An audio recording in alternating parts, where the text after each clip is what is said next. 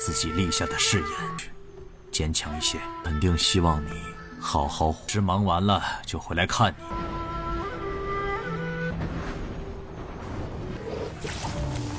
少在我们丹麦耀武扬威，我们大嫂都说了不回去。让我姐夫回来，有你好看的吗？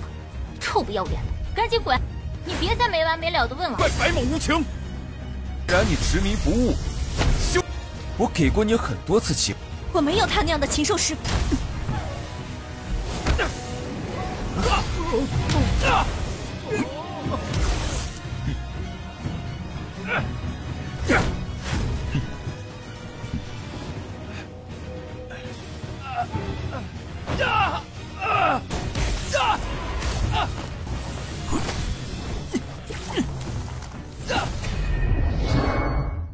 Halo guys, welcome back to Kobe Movie. Dan ya, namanya juga hari Jumat guys. Waktunya kan buat si Dewa Fuckboy malamnya ya.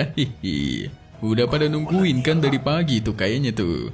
Oke lah, di part 145 episode 166 kali ini, bakal mantap nih. Bagaimana tidak guys? Akhirnya kita bakal melihat pertarungan sengit Dewa Fuckboy lagi setelah sekian lama nih. Seperti apakah pertarungannya dan melawan siapakah dia? Kalau gitu kita review sedikit dulu buat part sebelumnya, di mana kita sudah melihat Han Yun yang memberitahukan Suping kalau ayahnya udah gak bisa diselamatkan guys. Sehingga Suping meminta berbicara untuk terakhir kalinya dengan sang ayah. Sang ayah menceritakan semua masa lalunya yang dikhianati dan disingkirkan oleh Kong Sun Yang Chun. Yang Chun adalah kakeknya Nan Kong Roshi, dan bagaimana perjuangan seorang ketua sekte Tantai yang tetap membiarkan ayahnya Suping hidup. Semua itu dia ceritakan dengan seksama. Tidak lupa dia menitipkan pesan kepada Han Yun agar tetap menjaga anaknya Suping, bahkan dia minta berjanji guys. Sehingga Tanya pun berjanji kalau Suping tidak nikah-nikah sampai akhir hayat sekalipun, itu bakal tetap dia jaga guys. Mantap. Ya itu mah apa bedanya ama udah nikah ya guys ya, sampai akhir hayat loh. Selain itu Tanya diminta untuk menunjukkan sosok aslinya. Jadi mau tidak mau dia tunjukkan di hadapan ayahnya Suping guys. Kesannya dia pengen tahu nih, bagaimanakah tampang asli menantunya di masa depan. Setelah semua itu, sang ayah mengucapkan kata-kata terakhir kepada Suping. Dan ya, setelah semua diucapkan, ayahnya juga sudah bisa pergi dengan tenang, tidak ada penyesalan lagi. Dan benar saja guys, hari itu juga di hadapan Suping, ayahnya meninggal. Sedih sekali. Sehingga dengan begini kita pun masuk ke intro ya guys ya.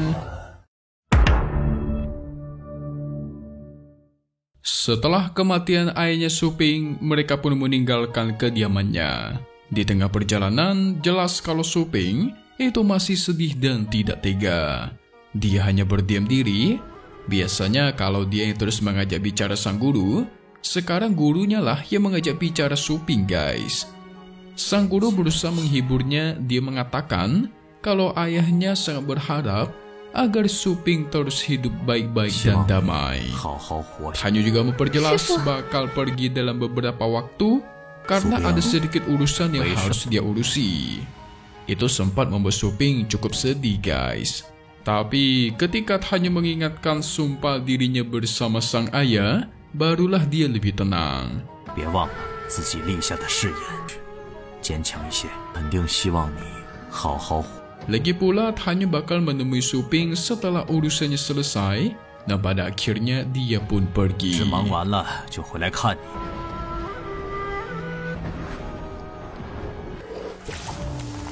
Di sisi lain, tepatnya di kebun obat Lingshan, ada si Pai Shui guys. Kalau kalian lupa, dia ini pernah muncul sekali. Waktu itu dia ngejemput si Meng Yi guys. Itu pas awal-awal Meng Yi masuk ke gerbang dalam sama Han Yun.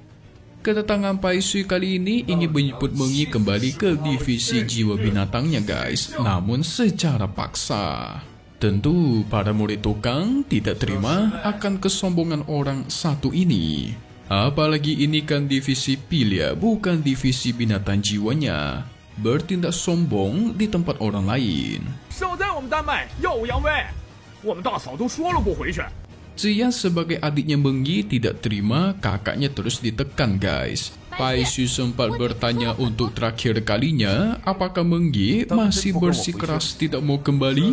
Ya nggak mau lah, kembali ke sana yang ada malah dinodai disiksa lagi nanti kan. Para murid tukang sudah memperingatkan kalau sampai senior mereka Tanyun kembali maka habis sudah si Pai Shu ini. 你是个什么玩意儿？ Ziyan terus mengusir Pai Shu pergi dari sana. Kakaknya udah pasti nggak mau kembali ke divisi kalian, jadi berhenti berharap lah. Tapi Pai Shu keburu kebawa emosi guys. Karena udah berulang kali dia memberi kesempatan tapi Mengyi selalu menolak. Senjata pun dia acungkan. Mengyi juga ikut marah dan tidak mau mengakui guru bajingan seperti itu. Padahal besok kan adalah kompetisi ke-9 divisi. Kepergian Mengyi sebagai seorang jenius bakalan mengurangi kekuatan divisi jiwa binatang mereka guys. Namun Mengyi sudah sangat tidak peduli. Pai Shu ini dikenal sebagai peringkat ketiga terkuat di divisi binatang jiwa. Tapi Mengyi sama sekali tidak takut. Tapi Pai Shu merasa kalau dia lebih hebat dan Mengyi itu nggak ada apa-apanya sehingga tur.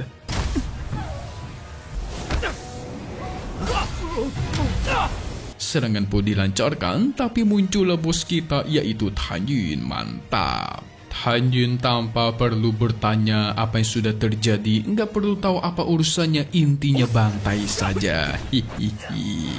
Sehingga pertarungan pun terjadi.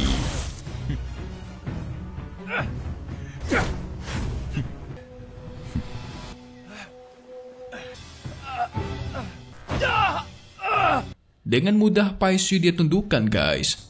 Tapi dia belum menyerah. Dewa Pak Boy hanya perlu tersenyum santai dan mementalkannya dengan mudah. Tanyun segera mengeluarkan salah satu pedangnya dan tur.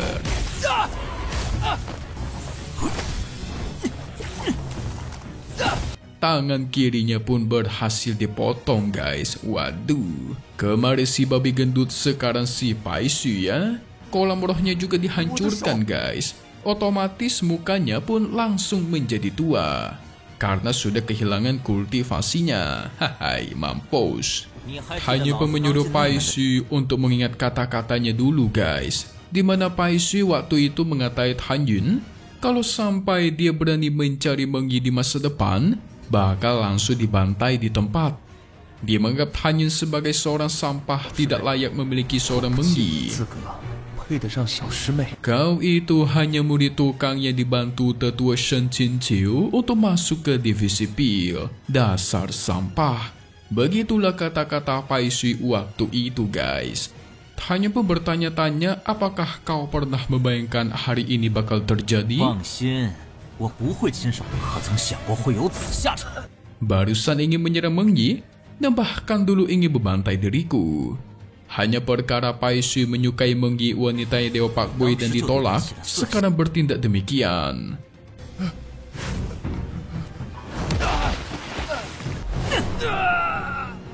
Hanya memberikan kesempatan terakhir. Pai Shu diberikan tetap hidup sampai tua dan mati, tapi dianggap sampah karena sudah tidak memiliki kolam roh atau melompat dari tebing ini dan bunuh diri. Pai Shu meyakinkan bahkan ketika dia menjadi hantu sekalipun, dia tidak akan melepaskan Tanyun dan akhirnya dia melompat guys ke bawah tebing. Waduh. Harusnya sih nggak meninggal ya guys ya. Soalnya kalau kalian perhatikan itu dia jatuh ke air guys, bukan jatuh ke tanah. Kita lihat saja nanti. Dikatakan juga sebenarnya Pai Shu ini sudah sering mengganggu Mengyi saat berada di divisi jiwa binatang. Tentu Tanyun kesal. Kenapa tidak memberitahukannya sedari awal coba? Kan bisa dia bantai dengan super sadis. Disiksa-siksa dulu biar puas gitu kan, baru dilepaskan. Buset, sadis bener bang.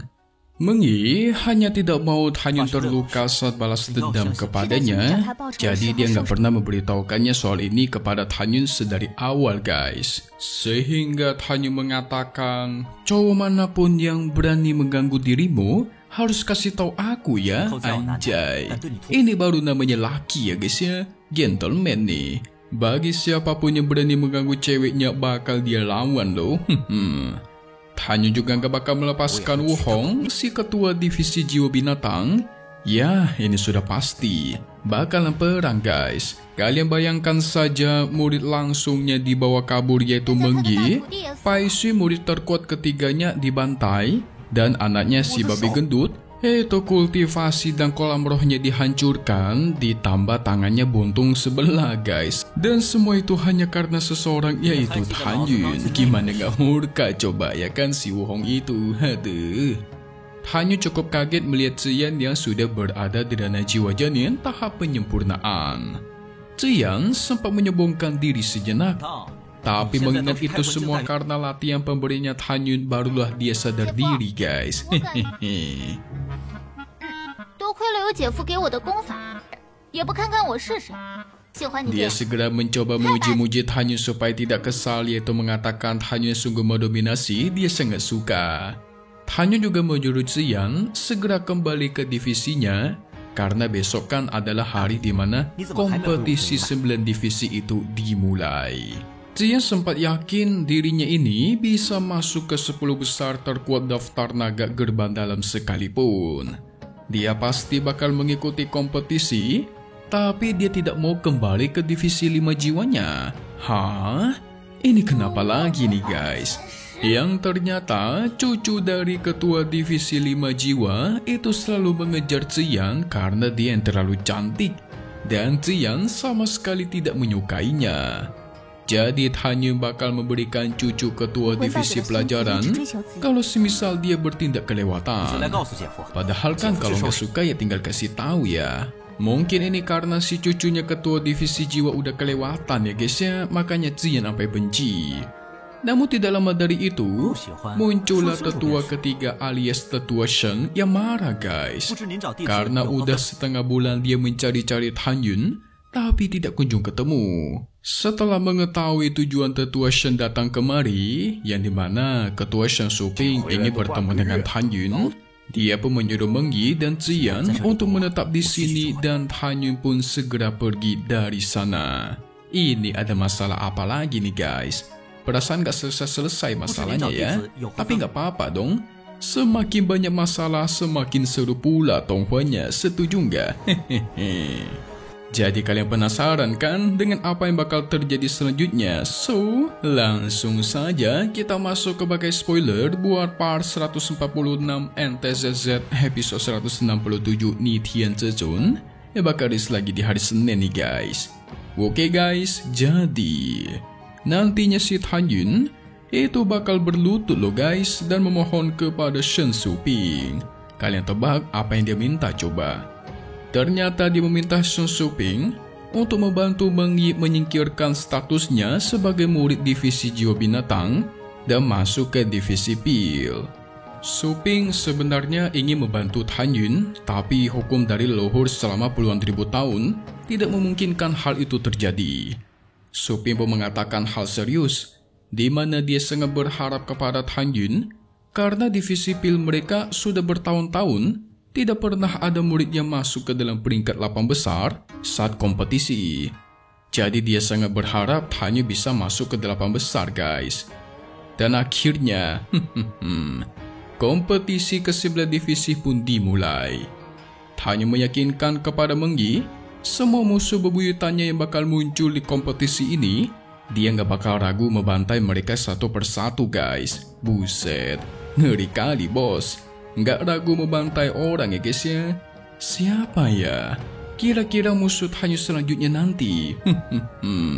Penasaran nih Mimin jadinya nih. So, kita bakal lihat lagi di part 146 Nitian Zezun episode 177-nya. 167 deh guys, salah. Hehe.